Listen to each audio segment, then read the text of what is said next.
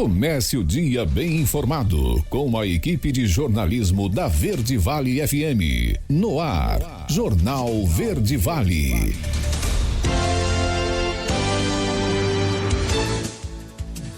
Seis horas e 33 minutos. Olá, muito bom dia para você. Segunda-feira, 12 de fevereiro do ano de 2024.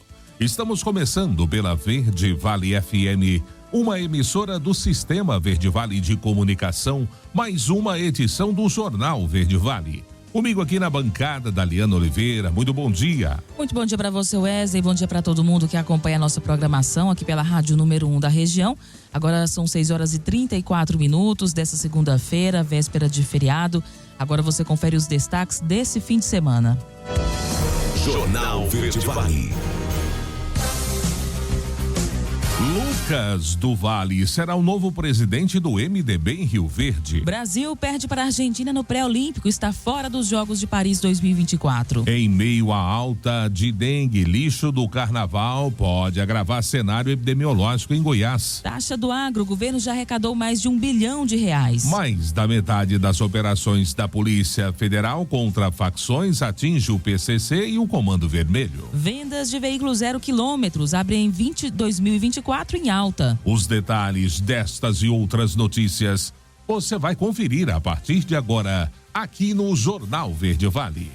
A notícia em primeira mão. Jornal Verde Vale.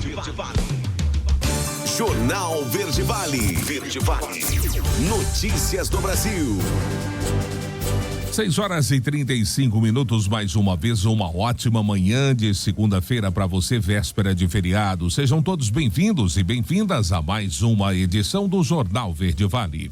Faltando um ano para a eleição, uma extensa lista de deputados começa a se movimentar em busca de ganhar força interna e conseguir angariar votos para a disputa ao comando da Câmara, marcado para fevereiro do ano que vem. Alguns deles correm na mesma raia e tentam o respaldo do atual presidente Arthur Lira, eleito no ano passado com o apoio de 464 parlamentares, um número recorde. Ao menos 4 nomes são colocados como os principais para entrar na disputa, tendo Lira como cabo eleitoral. São eles Elmar Nascimento, do União Bahia, Marcos Pereira, do Republicano São Paulo, Antônio Brito, do PSD Bahia, e Isnaldo Bulhões, do MDB de Alagoas. Em conversas reservadas, o presidente da Câmara tem dito que ainda busca o perfil ideal e que o critério básico é que não seja subserviente ao governo e tampouco encampe as temidas pautas bombas. Ele afirma ainda que não vai escolher com base na amizade. Elmar Nascimento é hoje o parlamentar mais próximo de Lira. Há inclusive a possibilidade de que surja um nome alternativo aos que já foram colocados. Em meio a um cenário de incertezas, ao menos um deputado já foi limado da lista de opções, Isnaldo Bulhões, por 2 motivos. O primeiro é que ele também é de Alagoas, o que poderia gerar uma crise de representatividade com parlamentares de outros estados.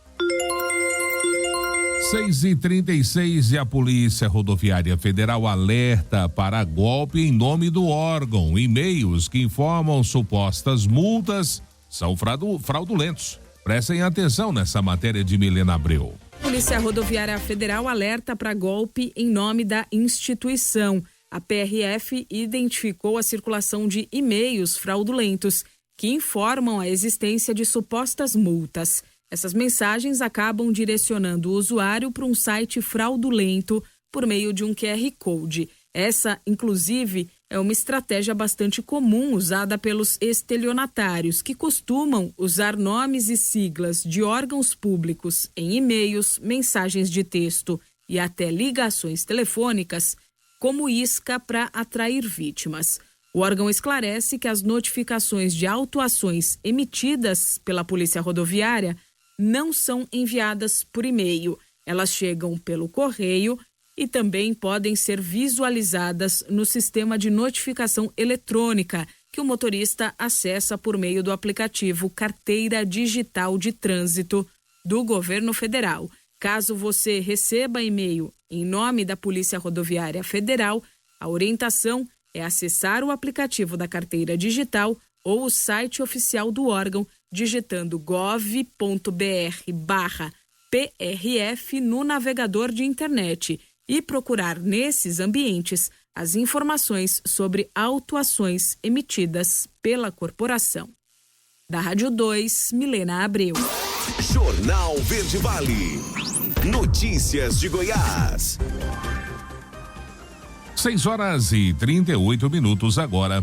E com o alto índice de casos de dengue, o governo de Goiás alerta a população para o cenário epidemiológico que pode se agravar por causa do acúmulo do lixo durante o carnaval. Com o início das festividades, a atenção redobrada vale principalmente para cidades turísticas que devem receber milhares de foliões nesse feriado. Em 2020, uma pesquisa realizada em 5 capitais brasileiras revelou que os dias de festa durante o carnaval resultaram em 3,5 milhões de toneladas de resíduo nas ruas. O titular da Secretaria de Estado da Saúde de Goiás, Razível dos Reis, explica que o acúmulo de água em locais indevidos é o maior problema no combate à dengue e pede à população que redobre os cuidados com a limpeza durante o feriado. No caso dos eventos, os organizadores precisam garantir a estrutura adequada para a coleta e destinação correta dos resíduos produzidos. O setor de serviços em Goiás apresentou um crescimento de 6,5% em 2023, na variação acumulada no ano, obtendo mais do que o dobro da média nacional no mesmo indicador, que foi de 2,3%. Os dados são do Instituto Mauro Borges de Estatísticas e Estudos Socioeconômicos, com base na pesquisa mensal de serviços divulgada pelo Instituto Brasileiro de Geografia e Estatística, IBGE. A alta foi puxada pelos serviços de informação e comunicação, transporte e serviços auxiliares aos transportes e correio. O resultado foi o terceiro melhor anual de toda a série histórica, iniciada em 2011. No comparativo com dezembro do ano passado, com o mesmo mês do ano anterior, os serviços goianos apresentaram um aumento de 1,3% contra menos 2% da média brasileira. As atividades em destaque foram serviços de informação e comunicação, com 12,4%, e serviços profissionais, administrativos e complementares, com 7,4%. E o governo de Goiás convoca inscritos no aluguel social em 5 municípios para a entrega de documentos. A matéria é com Marcelo Tavares. A Agência Goiana de Habitação, a AGEAB, está convocando para a entrega de documentação as famílias que se inscreveram recentemente no programa Pra Ter Onde Morar Aluguel Social. As chamadas são para beneficiados nos municípios de Jataí, Mineiros, Caldas Novas, Morrinhos e Ouvidor. A relação de documentos que deverão comprovar as informações fornecidas na ficha de inscrição está descrita no edital de cada município. Devem ser entregues digitalmente por meio do site goias.gov.br/ageab, nos campos específicos para o carregamento dos documentos. Candidatos que não têm acesso à internet ou dificuldades para colocar os documentos digitalmente podem solicitar auxílio nos Centros de Referência de Assistência Social, CRAS, ou nas unidades VaptVupt de suas cidades respectivas. Entre os principais critérios para receber o benefício estão cadastro atualizado no CadÚnico Federal, morar há pelo menos 3 anos no município em questão e não ter imóvel próprio. É preciso também atender a pelo menos um dos requisitos específicos listados no edital e na própria ficha de inscrição, entre eles superendividamento, moradia improvisada, idoso, deficiente e família só com pai ou só com a mãe. De Goiânia, Marcelo Tavares para a Agência Cora de Notícias. Jornal Verde Vale. Esportes.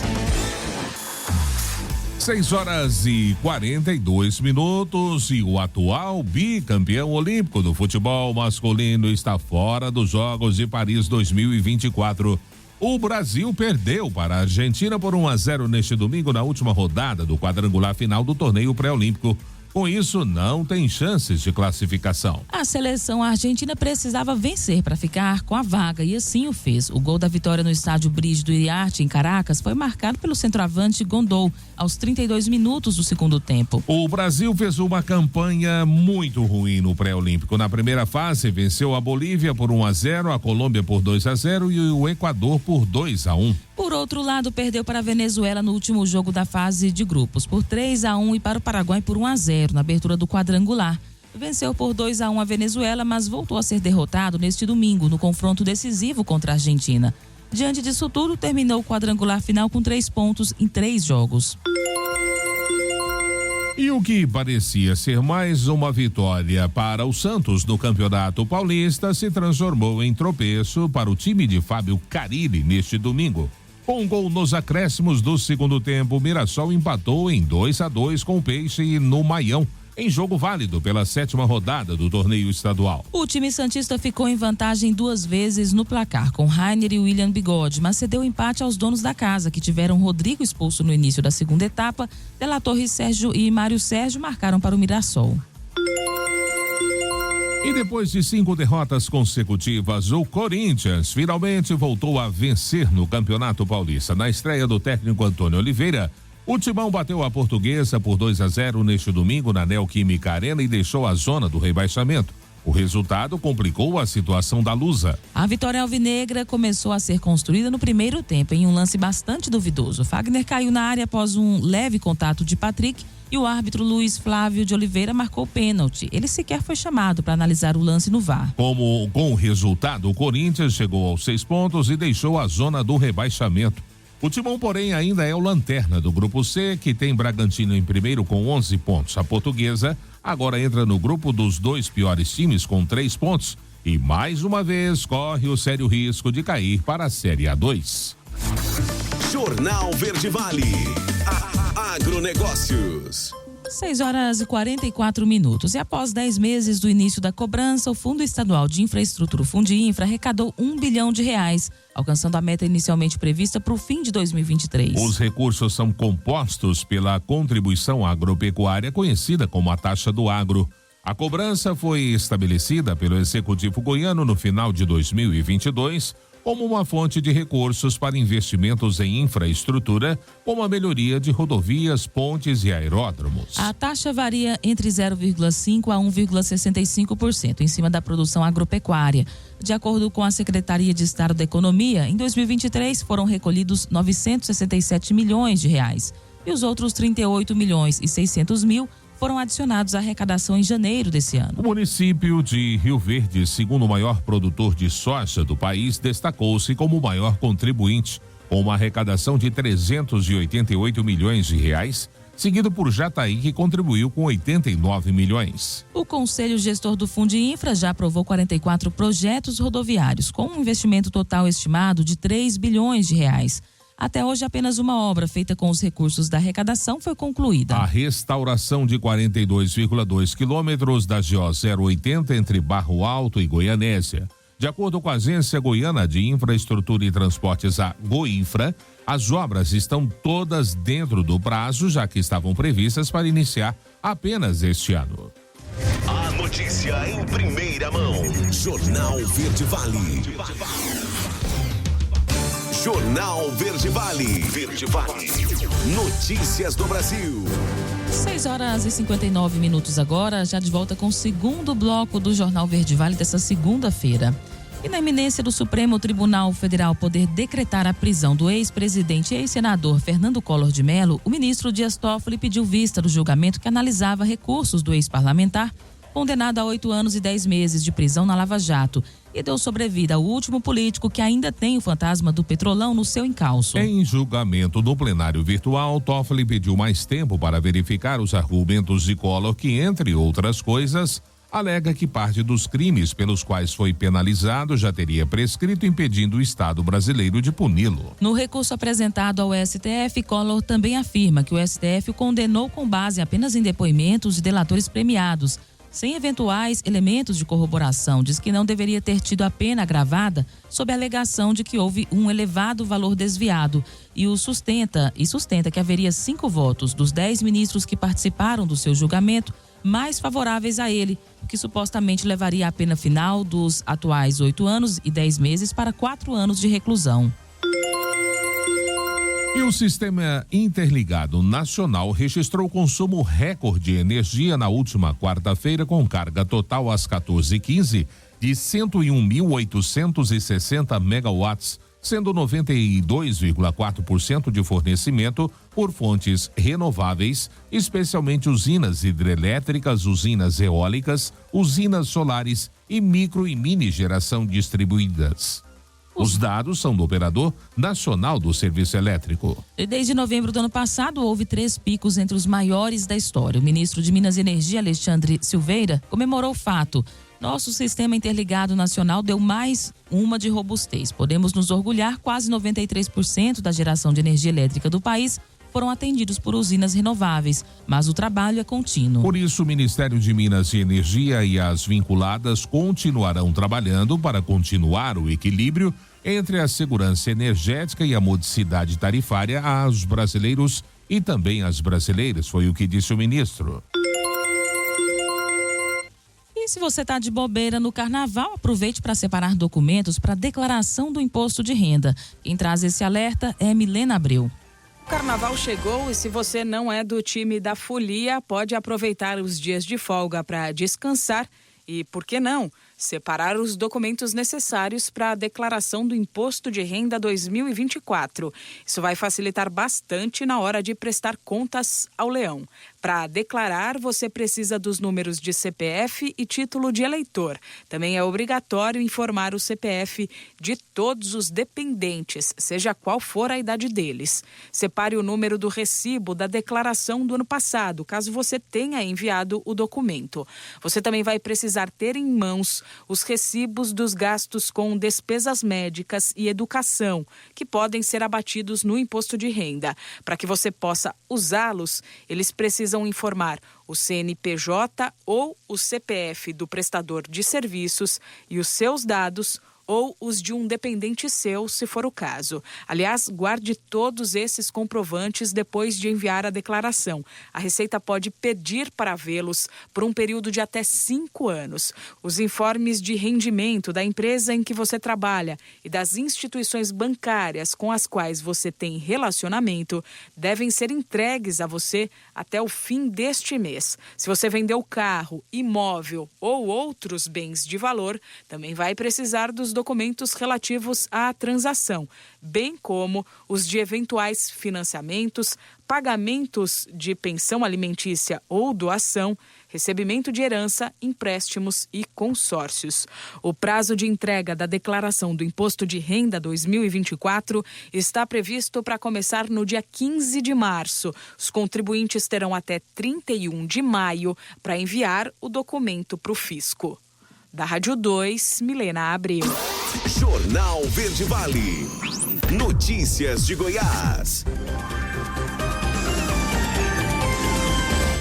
7h04. E a Polícia Rodoviária Federal e a Polícia Militar prenderam uma passageira no ônibus de 20 anos que levava 4,3 quilos de cocaína, avaliados em R$600 mil. A prisão aconteceu na tarde da última sexta-feira durante fiscalização de trânsito na BR-153 em Nova Glória, região norte de Goiás. Os entorpecentes estavam na mochila da mulher e os agentes contaram com o auxílio de um cão farejador. O ônibus abordaram seguido de São Paulo para Teresina e a ação fazia parte da Operação Carnaval. Segundo a PRF, a suspeita pegou a droga em um bairro da capital paulista para levar até Teresina. Aos agentes, ela disse que receberia R$5 mil pelo transporte. A mulher e a droga foram encaminhadas para a Central de Flagrantes em Rubiataba. O nome da suspeita de tráfico não foi divulgado.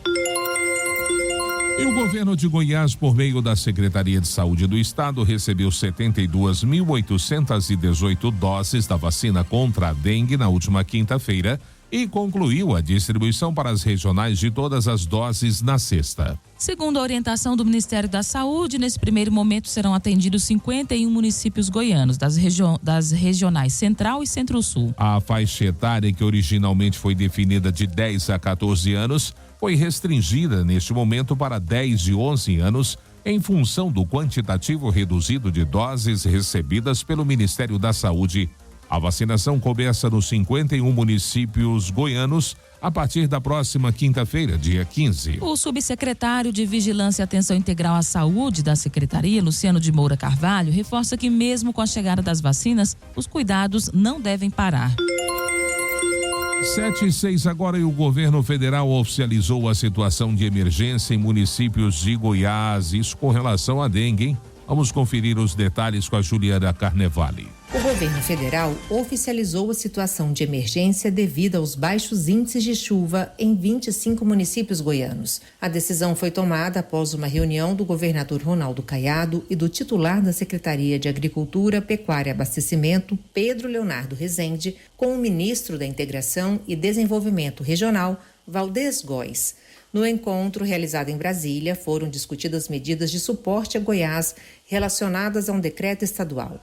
A Portaria Federal formaliza a situação de emergência nos municípios de Acreúna, Amorinópolis, Araguapaz, Arenópolis, Baliza, Bom Jardim de Goiás, Britânia, Caiapônia, Diorama, Guarani de Goiás e Iporá, além de Israelândia, Ivolândia, Jalpaci, Moiporá, Montes Claros de Goiás, Mozarlândia, Nova Crixás, Palestina de Goiás, Paraúna, Piranhas, Porangatu, Quirinópolis, Santa Helena de Goiás e Turvelândia. Já o decreto estadual abrange os municípios das regiões oeste e norte de Goiás, considerando os baixos índices pluviométricos e as condições climáticas extremas devido ao prolongado período sem chuvas. O reconhecimento vai auxiliar o produtor rural em pontos importantes, incluindo a possibilidade de prorrogação das dívidas de financiamento da produção, a obtenção de seguros em casos de frustração de safras e produção, além de eventual exoneração do imposto territorial rural. Os efeitos da declaração de situação de emergência ficam restritos aos municípios listados que comprovarem os danos causados pelo desastre. De Goiânia, Juliana Carnevale, da agência Cora de Notícias. Jornal Verde Vale. Esportes. 7h08. E neste domingo, um jogo do Campeonato Goiano agitou a rodada de número 8 da competição estadual.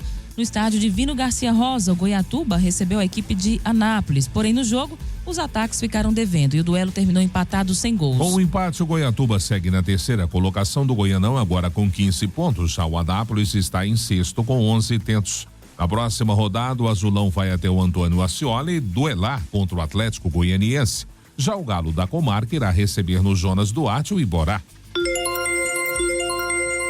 E 3 partidas completaram domingo de futebol pelo Campeonato Goiano. Além do clássico da capital, que terminou sem gols entre Goiás e Vila Nova, teve direito à goleada do Anápolis por 4-0 diante da Aparecidense e o empate por 2-2 entre Jataiense e Morrinhos, além do triunfo do Goiatuba diante do Craque fora de casa por 1-0. No Arapucão foi a vez da Jataiense e Morrinhos se enfrentarem. Impressionado pela ausência de resultados, foi o Morrinhos que saiu na frente do placar após uma saída de bola errada. O tricolor dos Pomares aproveitou consigo que passou por 3 marcadores em uma jogada individual e com a perna canhota mandou para o fundo da rede. No Genervino da Fonseca, o Craque entrou em campo pressionado para receber o Goiatuba. Em uma saída errada dos donos da casa, Gilberto Júnior roubou a bola, disparou pela direita e cruzou na medida para o capitão Guilherme Pitbull, que finalizou de primeira e mandou para o fundo da rede, abrindo o placar para o Azulão do Sul.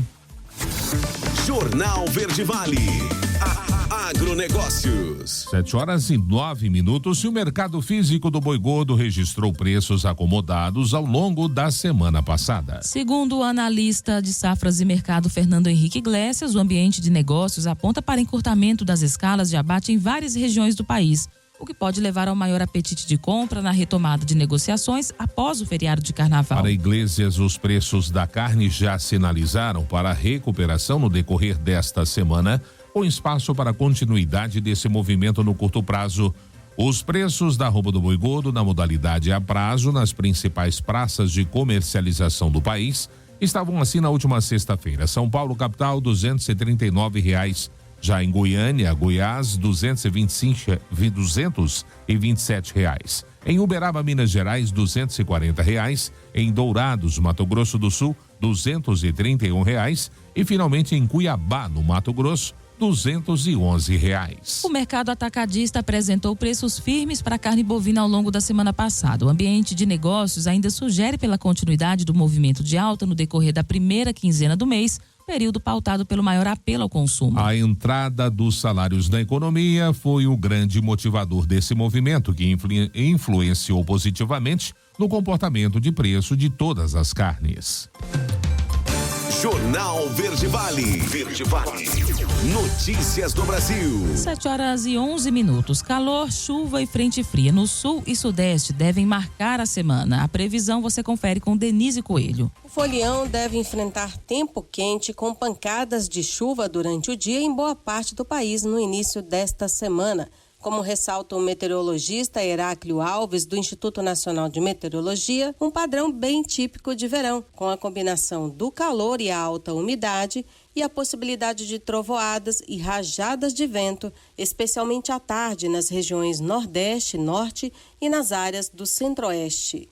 Destaque principalmente para o estado do Tocantins, do Maranhão, áreas do Pará, áreas também do sul do Amazonas, Acre, Rondônia, no Centro-Oeste, grande parte ali do Mato Grosso, Goiás, norte de Mato Grosso do Sul, incluindo também o Distrito Federal, onde durante essa semana predomina aí o céu com bastante nuvens, né, e com chuva a qualquer hora do dia, e no período da tarde pode ocorrer essas pancadas de chuvas pontualmente, pode ocorrer chuvas mais fortes. Na região norte, né, a exceção fica para o estado de Roraima, áreas também do Amapá, noroeste do Pará e norte do Amazonas, onde predomina o tempo mais seco, ou seja, com céu com poucas nuvens. Quem aproveita o carnaval nos estados da Bahia e de Pernambuco vai passar calor, mas vai poder se refrescar porque a previsão é de chuva, em especial no sul baiano. Por outro lado, o cenário muda um pouco com o avanço de uma frente fria nas regiões sul e sudeste do país.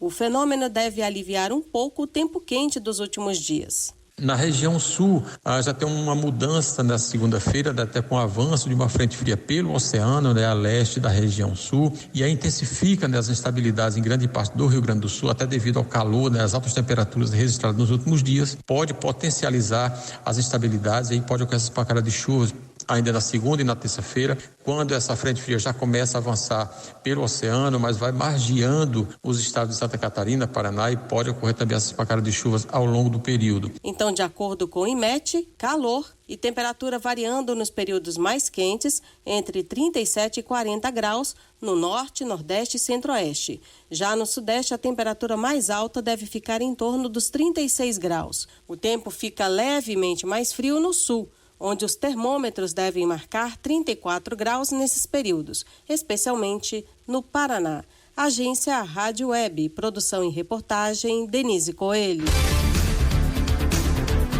7h13 agora, último intervalo do Jornal Verde Vale desta segunda-feira.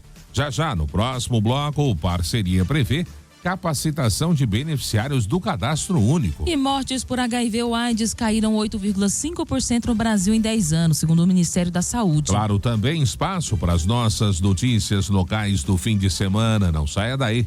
Voltamos já, trazendo tudo em detalhes para você. Jornal Verde Vale. Jornal Verde Vale. Verde Vale. Notícias do Brasil.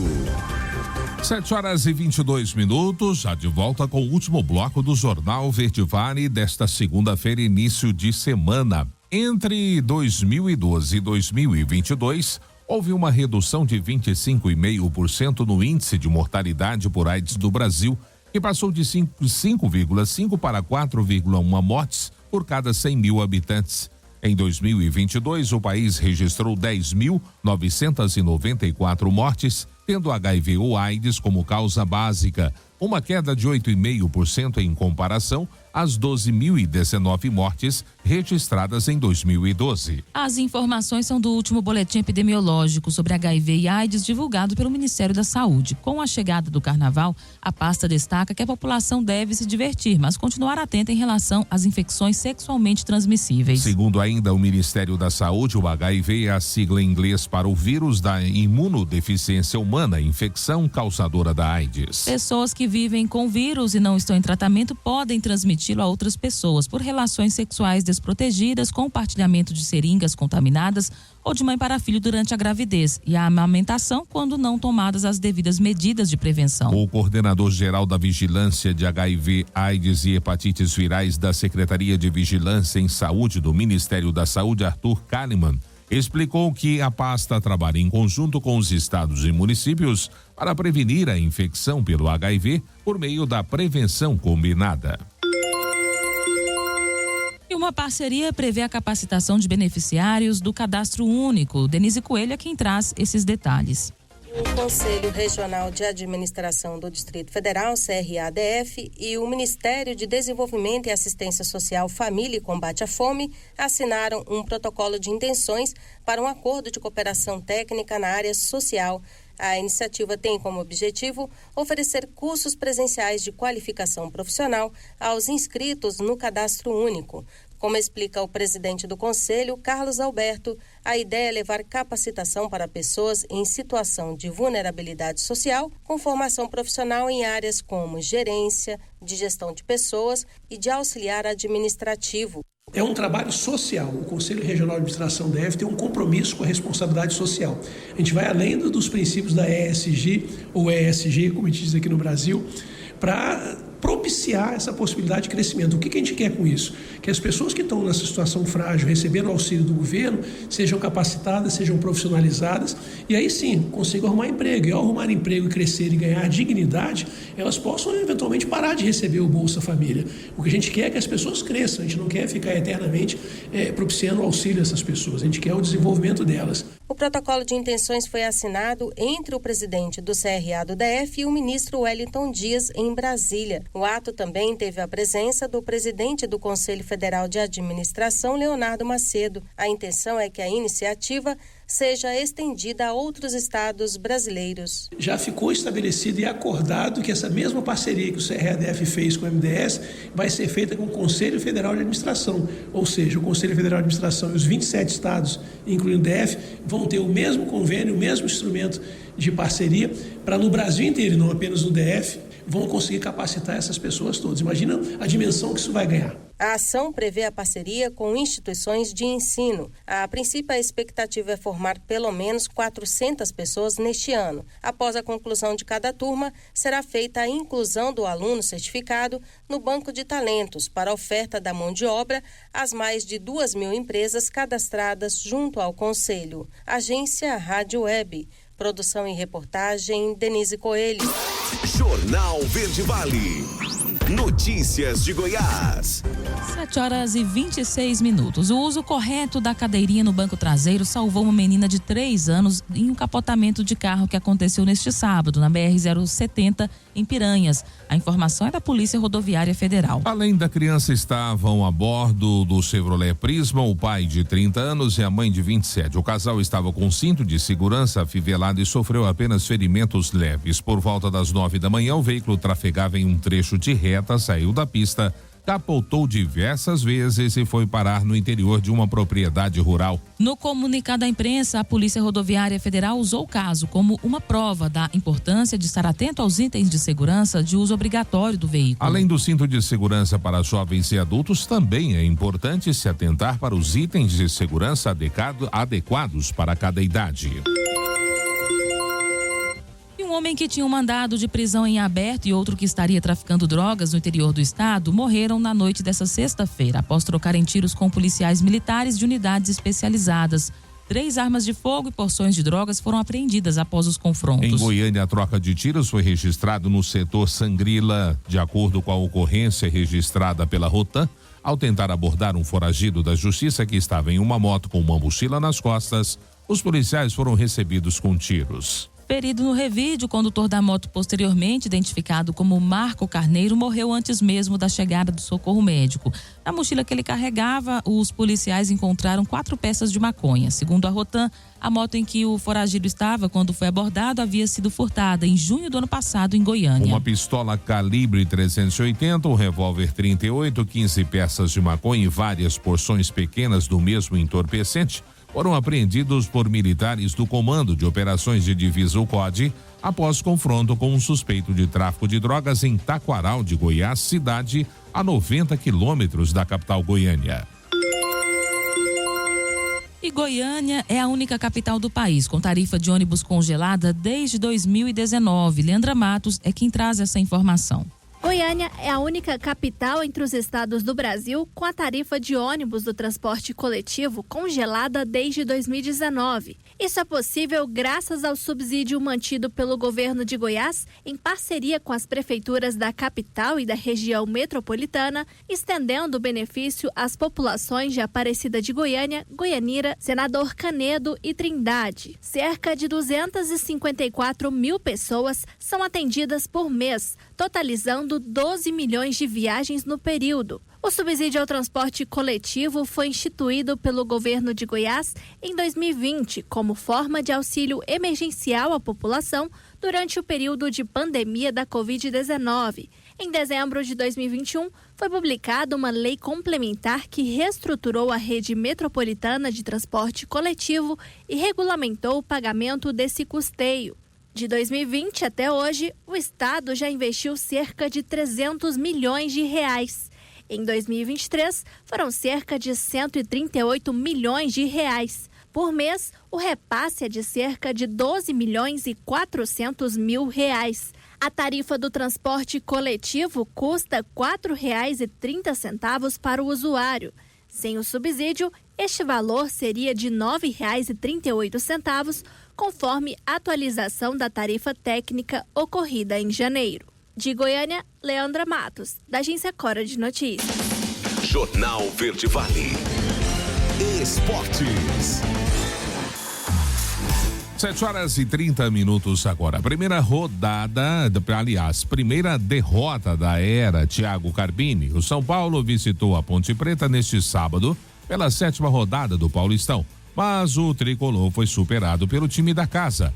Em partida disputada no estádio Moisés Lucarelli, em Campinas, o clube do Morumbi perdeu por 2-0 com gols de Gabriel Risso e Renato. Dessa forma, com o resultado, o São Paulo segue com 13 pontos, ainda na liderança do grupo D. O tricolor, porém, pode perder a primeira colocação da chave nessa rodada. O time de Thiago Carpini, contudo, ainda tem um jogo a menos.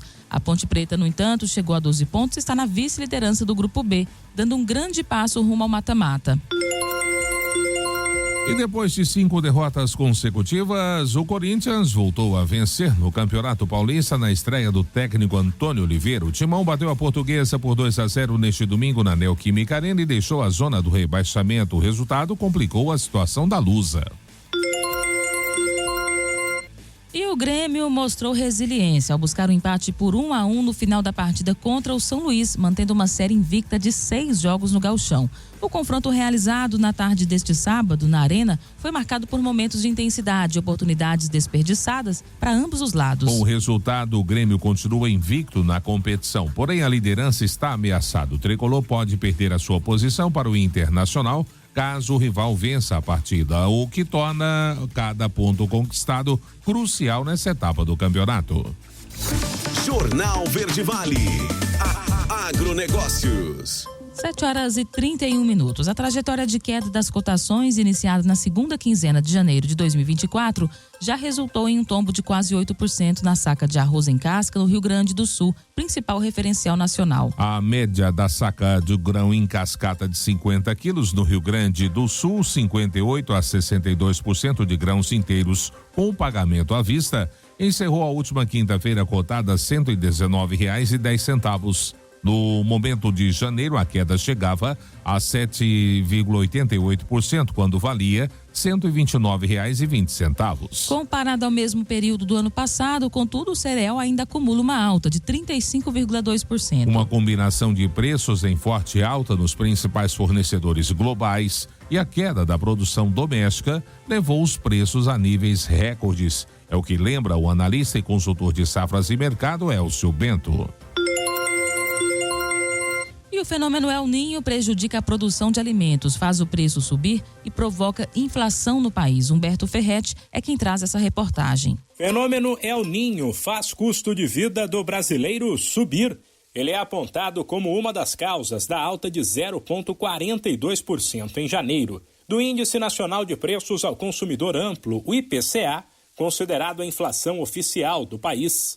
O avanço foi puxado principalmente pelo grupo Alimentos e Bebidas, no qual os preços aumentaram, em média, 1,38%. O gerente do IBGE, responsável pela pesquisa, André Almeida, explica que problemas climáticos causaram estragos no campo e prejudicaram a oferta de vários produtos, que por conta disso ficaram mais caros. A maior variação e o maior impacto vieram do grupo alimentação e bebidas. A alimentação para consumo no domicílio subiu 1,81%, influenciado pelas altas da cenoura, da batata inglesa, do feijão carioca, do arroz e também de diversas frutas.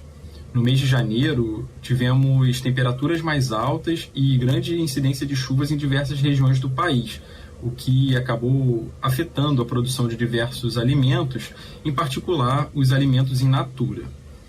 Neste ano, o efeito do El Niño intensificou ainda mais esse movimento de alta de preços nos itens alimentícios. O gerente do IBGE destaca que a inflação de janeiro só não foi maior porque o grupo Transportes, outro que também pesa bastante no orçamento das famílias, registrou queda de preços. Por outro lado, o grupo dos transportes registrou queda no mês de janeiro e, com isso, contribuiu para segurar o resultado do índice do mês. As passagens aéreas caíram mais de 15% após subirem nos últimos 4 meses do ano de 2023 e a gasolina também registrou queda de 0,31%. Além de transportes, houve queda de preços apenas no grupo comunicação. Já os valores nos grupos habitação, artigos de residência, vestuário, saúde, despesas pessoais e educação, além dos alimentos, aumentaram. Da Rádio 2, Humberto Ferretti.